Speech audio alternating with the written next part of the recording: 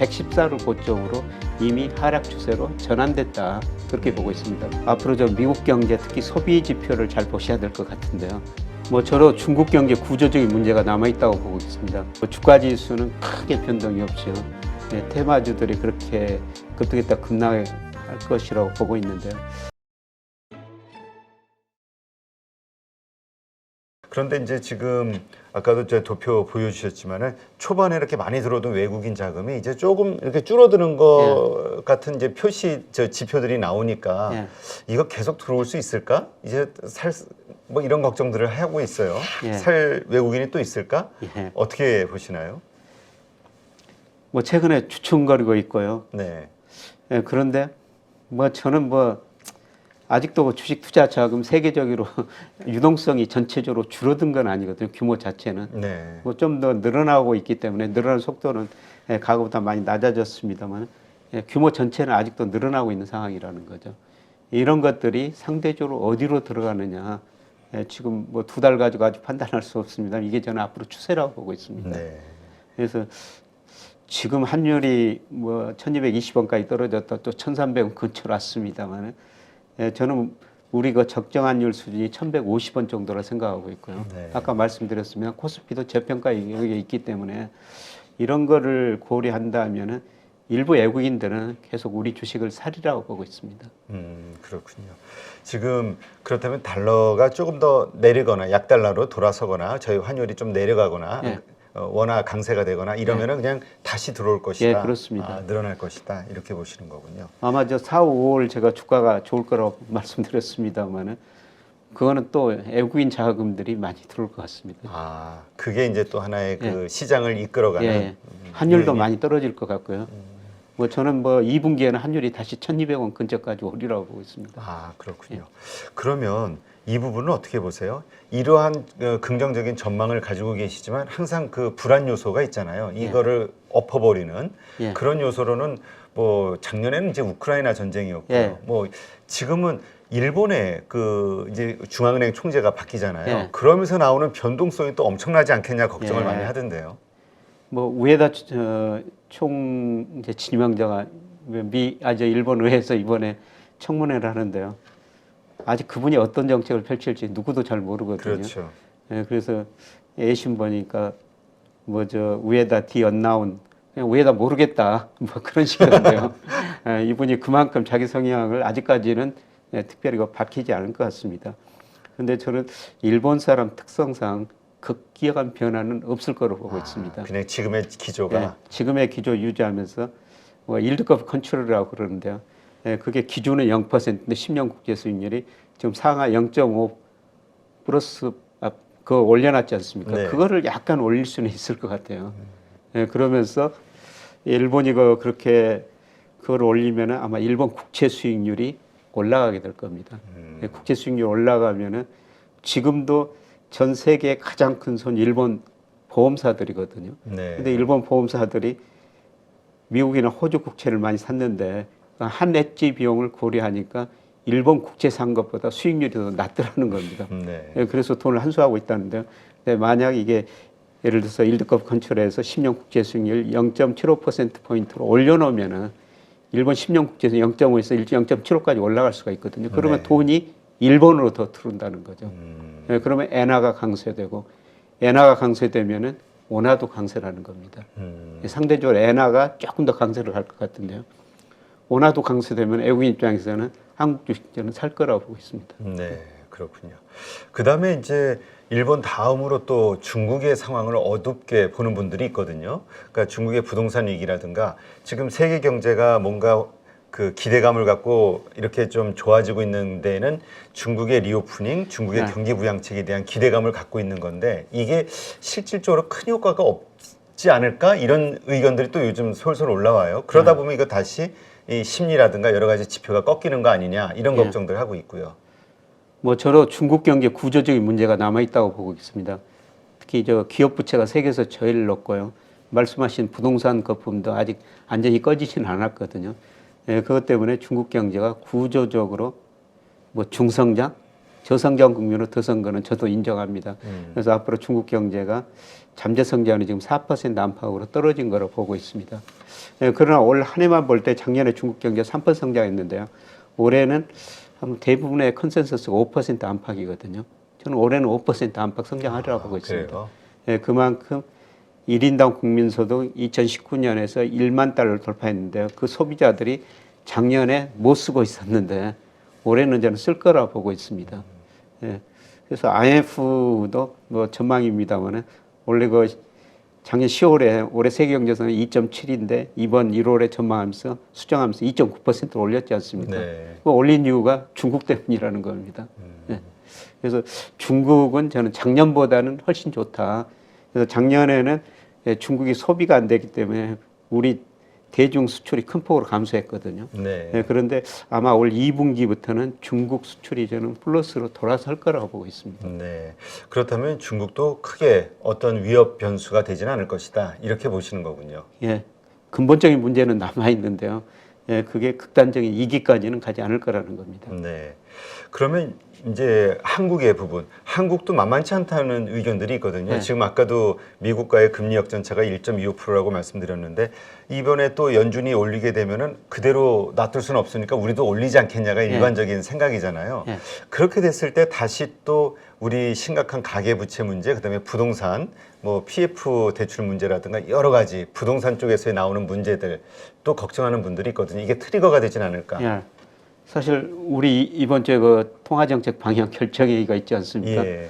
예, 금통위원들 고민이 굉장히 많으라고 보고 있어요. 작년 4분기 마이너스 성장했고 아마 1분기도 마이너스 성장했고 한국은행도 이번 기 경제 전망하면서 성장률 전망치를 2.0에서 더 내릴 거예요. 네. 예, 그런데 미국이 금리를 올리고 우리 물가도 아직 상대적으로 높은 수준이기 때문에 고민은 많이 할 거라고 보고 있습니다만은 예, 그런데 우리 시장 금리를 한번 보자는 거죠. 예, 우리 10년 국채 수익률이 작년 10월에 4.6%까지 올라갔어요. 네. 근데 최근에 3.2%까지 떨어졌지 않습니까? 지금 다시 올라가서 3.5% 안팎인데요. 예, 저는 시장 금리가 그렇게 떨어졌다는 거는 기준 금리도 머지않아 인하할 것이다.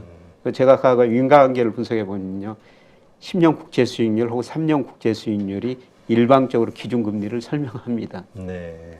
이번에 혹시라도 올리더라도 이게 끝이라는 겁니다. 예. 그리고 지금 최근 보면은 뭐 은행채 수익률 떨어졌고 은행 대출 금리, 예금 금리까지 지금 낮아지고 있지 않습니까? 네. 예, 물론 저는 부동산은 아직도 거품이 전혀 붕괴되지 않았다고 생각하고 있고요. 뭐 지난 1월 기준으로 여러 가지 지표로 측정해 보니까 아직도 전국 집값이 적정 수준보다 20% 정도 가대평가돼 있거든요.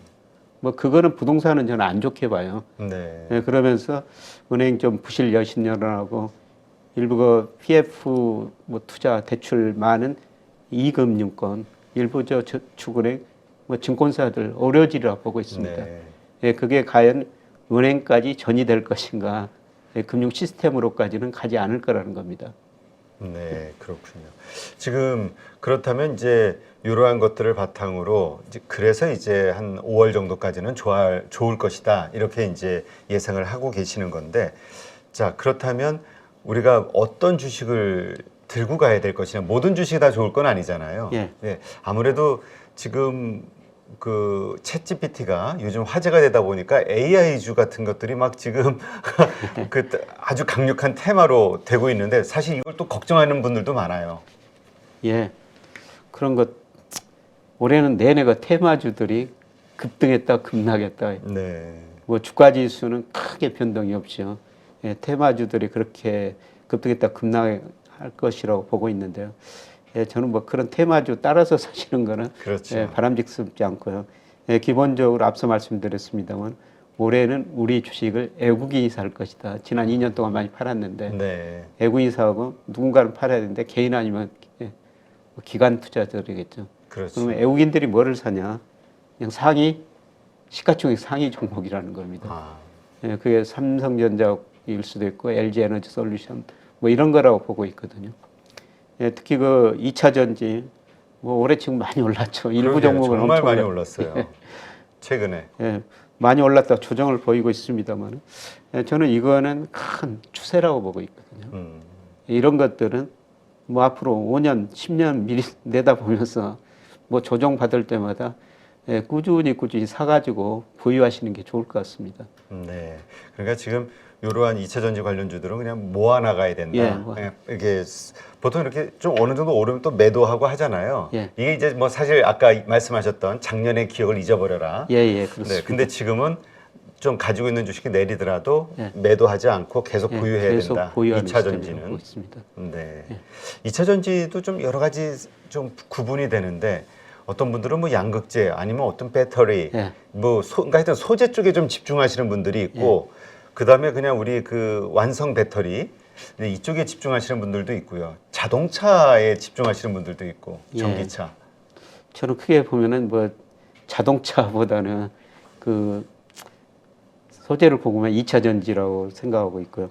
사실 저는 뭐 2차 전지 세부 내용은 잘 모릅니다. 그래서 요새 유행하는 거 배터리 아저씨나 여기 몇 번 나오셨던 거 서재영 대표 이분들이 그쪽에 정말 전문가니까요.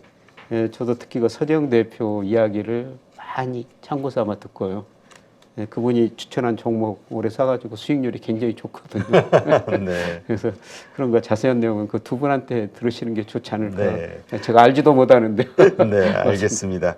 지금 아까 말씀하셨듯이 환율 지금 우리가 1,300원 지금 가고 있는데 이거는 다시 금 조정을 받을 거라고 보시는 거죠? 예, 환율은 뭐 일시적으로 1,300원 정도 넘을 수도 있다고 보는데요.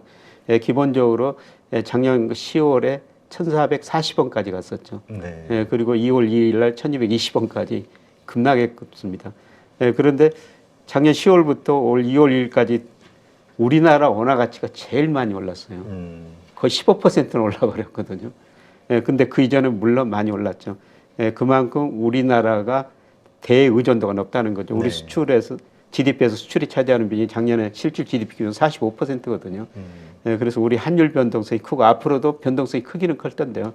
저는 1,440원을 고점으로 이미 하락 추세로 접어들었고 1,220원에서 1,300원까지 올라간 거는 일시적이다. 그거는 미국 고용지표, 뭐 미국 소비자 물가 예상보다 좀 높게 나온 게 일시적인 현상이다. 근데 앞서 말씀드렸습니다만은 갈수록 미국 소비가 떨어지면서 달러 가치 떨어지고 미국 국채 수익률도 하락할 거라는 겁니다. 그래서 결국 다시 환율은 하락할 것이다. 2분기에는 저는 1,200 근처까지, 1,200원 근처까지 오리라고 보고 있습니다. 네, 알겠습니다. 그 유럽에 대한 질문 하나만 더 드리면 저 이제까지 그 유럽이 우리가 계속해서 뭐 우크라이나 전쟁, 뭐 에너지 문제, 뭐 이러저런 인플레이션 역대급 인플레이션 해가지고 되게 안 좋은 걸로 알았는데 주가는 가장 많이 오른 곳 중에 하나더라고요. 이런 괴리감, 이런 괴리 현상이 벌어진 이유가 뭐라고 생각하세요? 첫 번째는 너무 걱정했는데 그만큼 걱정할 게 아니다. 그래서 사실 뭐 러시아 에너지 문제 때문에 대부분의 사람들이 많은 전문가들이 올 겨울을 유럽이 넘기기가 정말 힘들 것이다 그랬는데 그렇죠. 큰 어려움 없이 넘기고 있지 않습니까? 그래서 지나치게 비관적인 견해가 실제로는 그렇지 않다. 그런 게 좀 반영된 것 같고요. 그다음에 아까 주식형 자금이 우리가 대만, 한국, 그다음에 중국으로 몰려들고 있다 이런 말씀을 드렸습니다만은 유럽으로도 자금이 계속 가거든요. 그거는 가장 중요한 게 저는 달러 가치 하락이라고 보고 있어요. 달러 가치가 원화뿐만 아니라 엔, 그다음에 유로, 이완에 비해서 달러 가치가 하락이라고 보고 있거든요. 이거는 제 개념뿐만 아니라요. 블룸버그 컨센서스 아까 잠깐 보여드렸습니다만은 컨센서스를 보니까 올해하고 내년에는 달러를 제외한 모든 통화 가치가 상승이라는 거죠. 그래서 달러 가치가 앞으로 하락하고 뭐 유로 경제 별로 안 좋죠. 그럼에도 불구하고 달러 가치가 하락하고 유로 가치가 오를 것이다. 그런 기대가 주시장에 반영되면서 일부 자금이 유로로 가고 그래서 유로 자금이 주식시장이 더 올랐지 않느냐 그렇게 보고 있습니다. 네, 알겠습니다. 네, 이런 전반적인 말씀을 들어보니까 앞으로 우리 한국의 어떤 경제 흐름 그다음에 증시의 흐름이 어떤 방향으로 움직일지 예상이 어느 정도 되고요. 유럽 방송 보신 우리 가족분들도 잘 참고하셔서 대응 전략 세우시면 좋을 것 같네요. 오늘도 이렇게 좋은 인사이트 함께해 주신 김영익 교수님 고맙습니다. 고맙습니다.